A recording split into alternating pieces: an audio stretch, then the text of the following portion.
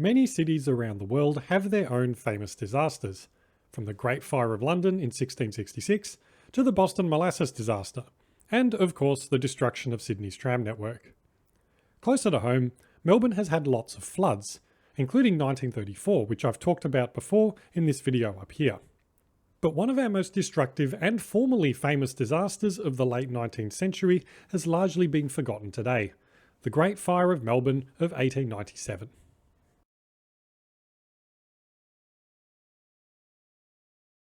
(1897) was an interesting year for the colony of Victoria. St Patrick's Cathedral had been consecrated, a massive period of drought was in its early stages, and the various colonial governments were busy finalising the coming Federation of Australia, with sessions of the Australasian Federal Convention. But unrelated to all this, Saturday the 20th of November 1897 was an otherwise pretty ordinary day in Victoria's capital city. A large storm had come across the state the day before, causing serious damage to properties and land across the state from Mildura to Warragul. It destroyed many buildings and even caused tornadoes in northwestern Victoria. Then at 2:17 a.m. on Sunday the 21st of November, 3 police constables from South Yarra were at the corner of Swanson and Flinders Street outside St Paul's Cathedral when they suddenly noticed smoke. They rushed down Flinders Lane and past the 7-storey Sargoods warehouse on Elizabeth Street. This was quickly followed by a loud bang described as like a gas explosion. Rushing to raise the alarm, they came across 2 other police officers who had already called for help, and they quickly began evacuating the occupants of the adjacent Fink building. Within just 5 minutes of the alarm being raised at 2:20 a.m, Melbourne's newly minted full-time Metropolitan Fire Brigade were on the scene, an impressive feat coming from the Eastern Hill Fire Station on MacArthur Street. Such was the scale of the fire that 7 steam fire engines, 10 hose carts, 2 ladder carriages, 1 salvage van and 1 exercise cart were all dispatched, together with 191 firefighters. This included 17 retired firefighters who were recalled to duty to help. The fire quickly spread and was ferocious. The area was a mess of poorly built structures with little to no fire safety standards. This meant that neighbouring properties soon caught fire, entirely engulfing the Sargoods warehouse in just 20 minutes.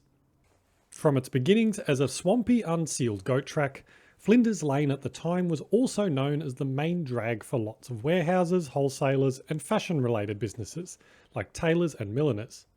This combination of uses, together with the rabbit warren of tiny laneways and close proximity of buildings, meant that this fire spread even more rapidly than usual.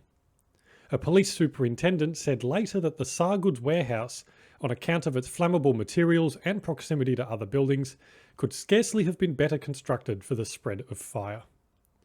At its peak, most of the city block bounded by Elizabeth Street, Flinders Street and Swanson Street was completely ablaze.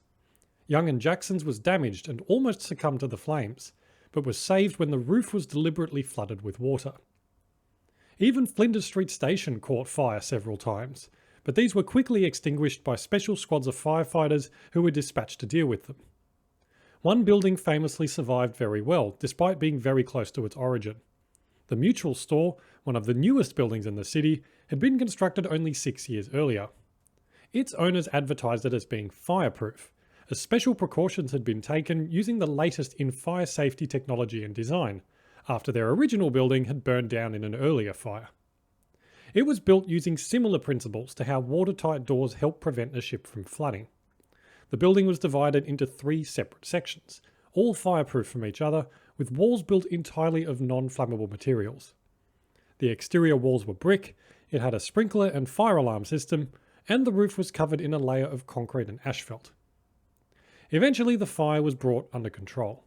It took over 4 hours and the entire available resources of the fire brigade to do so, given the difficulties of the tight-knit buildings and strong northerly wind from the storms earlier in the week. By the next day, news of the fire had spread across Melbourne. Trains and trams to the city were packed full of sightseers from the suburbs, all throughout the day, who were making the trip into the city to see the aftermath. Police had to put up barriers blocking parts of Flinders Street, Flinders Lane and Elizabeth Street to stop them from getting too close to the near-collapsed buildings. So enthusiastic were some to get close that police had to physically remove them from the exclusion zone. trams on Flinders Street and Elizabeth Streets were disrupted as well. Due to the different tramway companies operating at the time, passengers wanting to head along Flinders Street were issued with special transfer tickets by conductors to take the Collins Street trams instead, because it was operated by a different company to the ones on Flinders Street. Amazingly, there were no casualties other than some minor injuries sustained by some firefighters. By the next day, most of the buildings had been made safe and Flinders Lane was reopened to traffic. Over the next few weeks, many of the remaining affected buildings were torn down. As usual, the opportunism of local businesses made itself known. Newspapers for weeks afterwards were full of advertisements, all taking advantage of the fire. Companies advertised fire insurance, Chubb advertised fireproof safes, and there were many others too. The total estimated cost for insurances alone was over £700,000, with a total damage bill of between £2 and £3 million. This amount was so large that local insurance companies in Melbourne did not have access to this amount of money, and so most of the payouts had to be obtained from Britain.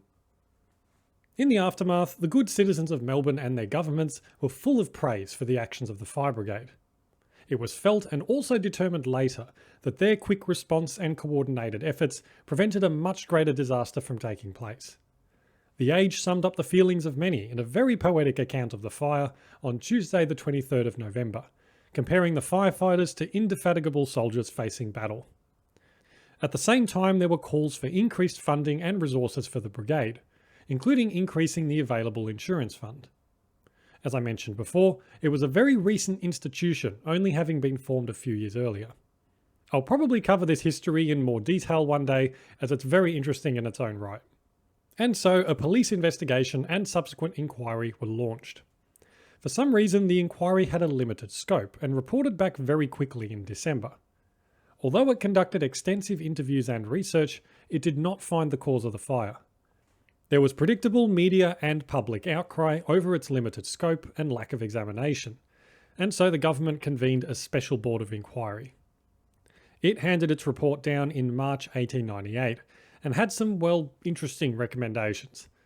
Its main conclusion was that Melbourne should ban the construction of any buildings over 90 feet in height on main streets, which is about 27 metres or about 8 stories, and over 66 feet or about 20 metres in the smaller streets. The owners of Sargood's warehouse were adamant that all of their fire safety procedures were followed. No wrongdoing was found on their part, and details of their precautions were generally praised. The fire brigade was again praised for its work in the report, but the inquiry recommended that the government detail additional resources and that larger water mains be laid down to improve the supply of water across the city. Unfortunately, the public were again left disappointed as to the fire's origin.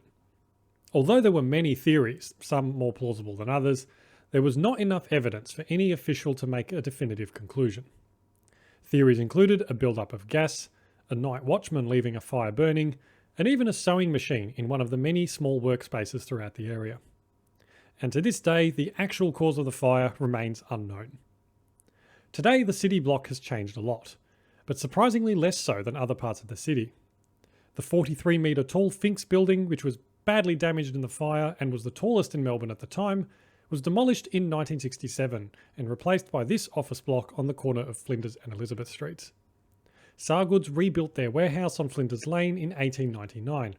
It was a massive building, but today only part of its rear section remains as Ross House at 247 to 251 Flinders Lane. It, of course, included significant improvements in fire safety. Speaking of fire safety, the Mutual store still remains on Flinders Street opposite Flinders Street Station on the corner with De Grave Street, standing proud in amongst the modern city surrounding it. This incident was a turning point in building standards and fire safety for the rapidly growing city. New regulations were introduced, and the importance of keeping a well-resourced fire brigade had been clearly demonstrated. While not as destructive or extensive as the Great Fires of London or Chicago, the Great Fire of Melbourne certainly left its mark. Thanks for watching. If you enjoyed it and would like to see more, please subscribe to my channel so that you can stay up to date on future videos. As always, thank you so much for watching, and I'll see you next time.